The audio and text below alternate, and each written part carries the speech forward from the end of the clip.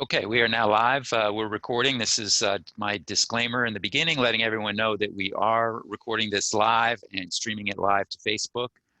We record these Zoom meetings for training and quality assurance purposes and also for content for later. So if anybody does want any of the recordings for these, make sure you reach out to us. We'll drop our contact information in the chat. So with that, I'm going to turn it over to Daylon Rubito and Real Estate Friday. Thank you, Steve. I appreciate that, and welcome everybody to Real Estate Friday. I hope you're having an amazing day and looking forward to a great weekend. But today we have a really good training, and it has to do with 7 tips to keep real estate leads warm. Now, we discussed last week's training the different type of leads and why leads sometimes go cold and what you can do to reestablish a connection. And in today's training, I'll go over a few tactics that will prevent leads from going cold in the first place. Many leads, as you know, they start out neutral, not particularly warm or cold. And with a few strategies, you can make sure that your leads stay on the front burner. The key is here is how you go about in connecting with them in the first place. So those early interactions can easily it will be easy to mess up. So you have to be very careful in how you do this. But you can't expect to just reach out once on social media or via email and have a firm connection that results in a business transaction. So there are more strategic ways that are building rapport with them. And today there are some ways that you can keep leads warm so you can establish a real estate relationship and potentially secure some of your new clients. So again, 7 tips to keep real estate leads warm. So let's jump right in. And the first one that I have that I wrote down is do not assume they remember meeting you. Now, just because you met a potential lead one time does not guarantee that they'll remember you or remember exactly what you do or even your name. Many agents make the mistake of assuming a lead remembers them and being too casual as a result. Now, make sure to follow a professional strategy when you send an email or you call them on the phone. Do not treat them like an old friend. And that leads to my point number 2, or the tip number 2, which is do your homework on the lead before getting in touch a second time. If you have a lead's contact information, you already have a golden opportunity in your hand. So look up their social media account, their public home records, and try to learn as much as you can about their lifestyle. You don't want to waste someone's valuable time if you haven't done your homework to find out as much as you can about what they're looking for. Doing your homework not only helps you build a relationship with them in the long run, but it's also a way to ensure that you're not putting time into pursuing someone who has already sold or bought. So just be sure you don't mention an overly personal information that you shouldn't have access to when you reach out to them, but just keep that in mind, doing your homework. Number 3 has to do with look back on the first interaction you have with them and refer to it. Now, this might be tough without proper notes, since you talk to so many people and so many homeowners. That's why I always urge agents to keep notes about leads in a CRM software. And if you don't use one, I highly suggest you start now. At Broker Nation Real Estate, we use Shine, which is a very powerful CRM that helps agents to nurture leads, get more leads, and improve agents and team productivity. If you have any questions about this type of CRM that we're using, feel free to reach out to me or Steve. He's joining us today, Steve Majeski. He's our in-house marketing director. And we'll be more than happy to guide you through this and explain a little bit more how it works and how powerful it is. But in addition to having basic contact information, putting personal details about conversation should be added to your CRM entries. If you call a homeowner and you demonstrate that you recall the conversation with them and details about their life, it will stand out compared to another agent who only remembers their name.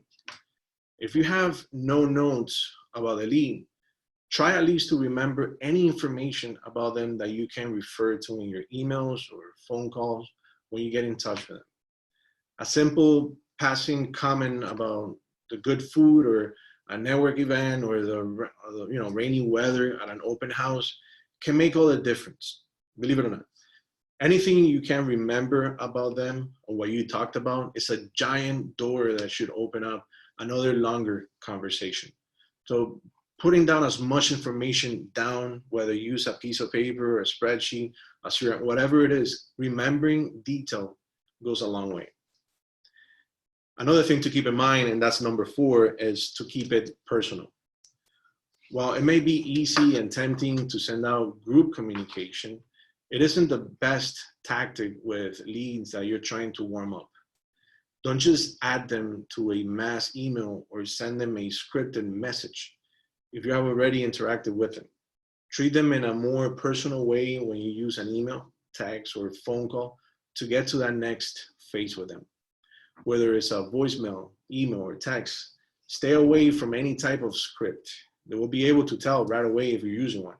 But rather tailor what you say to each person and try to trigger some memories that they may have of your first meeting.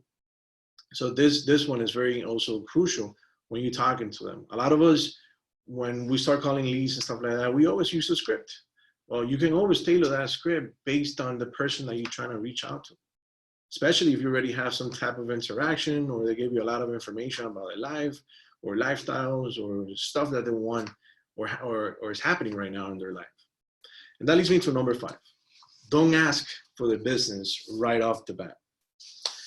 When you're reaching out to leads after an initial meeting, it's best to open the conversation back up in a friendly manner rather than asking right away if they need someone to sell their home or if they're looking to buy. You'll get the cold shoulder almost every time, I guarantee it. You're trying to reconnect with them here, so send something that will move you towards that goal. The first email or call after a meeting should simply serve as just a reminder of who you are.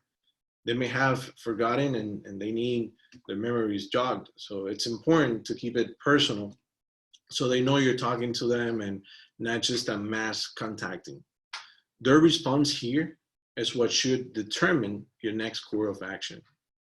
Another way of doing this, and that's number 6, is to send them consumable content.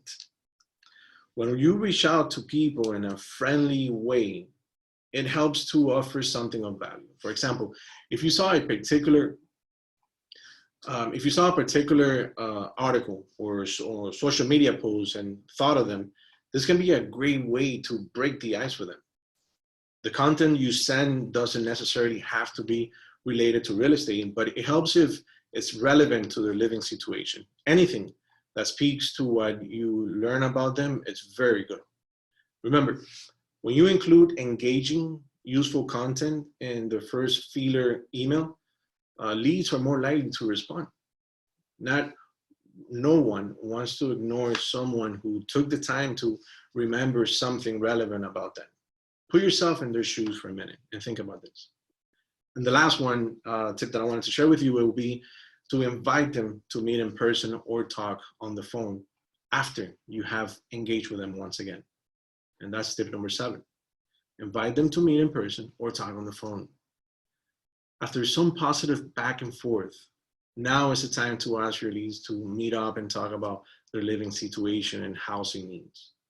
If you have materials such as information about the neighborhood they're looking at, any figures to share, that's even better.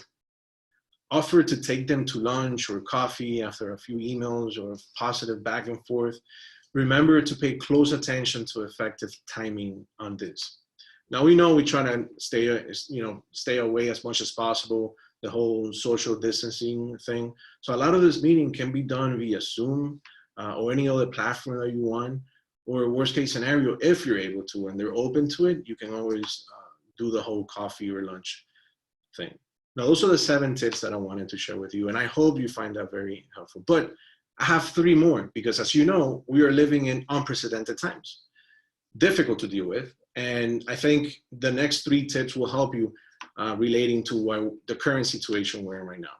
So let's open the floor to 3 more tips, so 8, 9, and 10.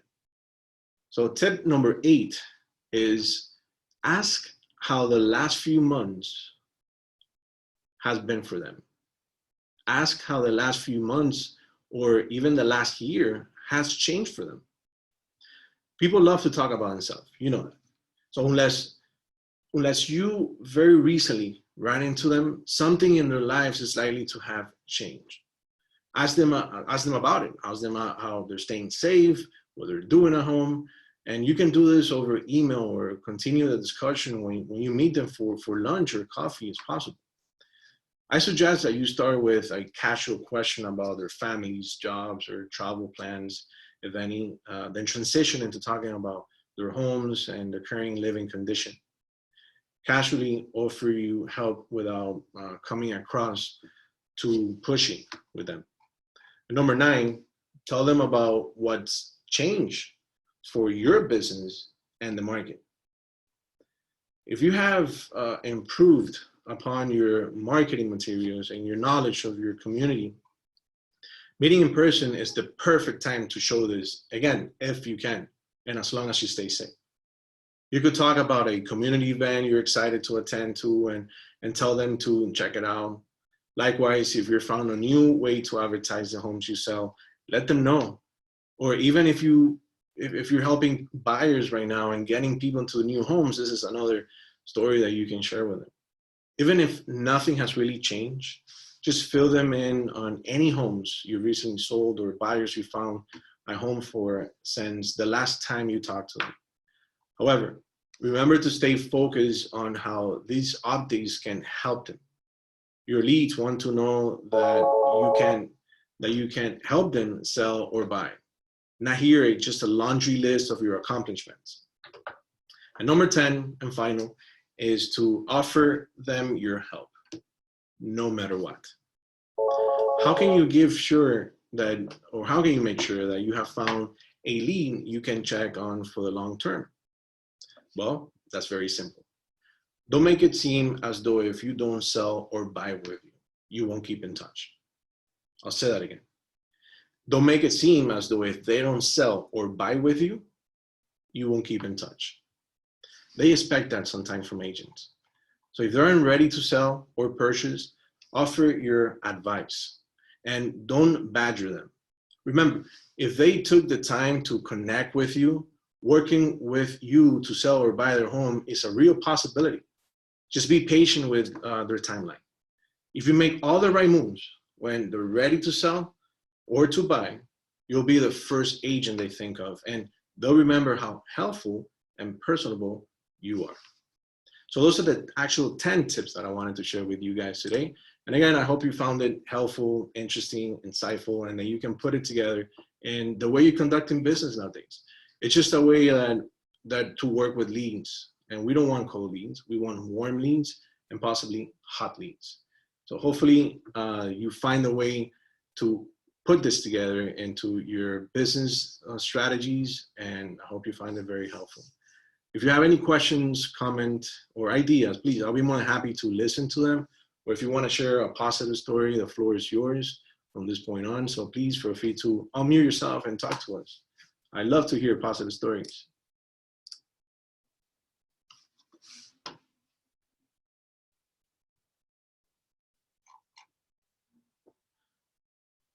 No positive stories? Oh, come on, guys. I know there's a lot of positive stories out there. I kind of have a negative situation, but. A negative situation? We can always turn into positive. Talk to me. Does anybody have a referral for an eviction? I need to evict somebody. Okay. Are you working with any attorneys right now for that? No, I need some. Okay. See me after the meeting. I'm going to give you the contact info. We had a meeting not too long ago on updates on the whole eviction process thing. And hopefully, it will help you. Are they in Miami or Broward? And I have 2. In Miami? Miami and Broward. Mm-hmm. Oh, okay, good. They're different scenarios. So, I'll give you the contact information for this. Attorneys are great, and they can more or less guide you through this, free consultations. Talk to them. Okay. All right. I have positive. Hey, Rob. Hi. I'm sorry I came in late, but you were talking about not high pressuring customers and keeping in touch with them. I sold a a couple of house in Homestead 3.5 years ago. You know, I call them, I contact them on their holidays, birthdays. I've taken them out to dinner. Long story short, they called me when they decided to move to Naples, and they called me to sell the house that they just bought 3 years ago. We just closed last week on that one, but also because of the relationship I have with them, they went to Naples, where they're moving to, without my knowledge. They looked at a house, and I get a letter from the realtor, because they said, we're not buying this house unless you give our realtor, Rob Hobson, a referral. So I sold them a house in Homestead last week, and when they close on their Naples house in October, November, I'll get a referral fee for that, 3% for that. And that's just because of the relationship I developed with them. There you go. Yeah, Rob, So, I remember that story. That's a great story. Yeah, you're absolutely right about not high pressuring them, keeping in touch with them, and just developing a relationship. It pays off. It really does pay off. 100%. So it's crucial that sometimes we have a lot of leads or a lot of relationships with people, but then we need to have a system in place that will help us to continue that, keeping that relationship alive. So that's why I also mentioned, making good use of your CRM, whether you're using the one that we have, which is Chime, or you're using any other type of CRM. It's very important that you have a system in place.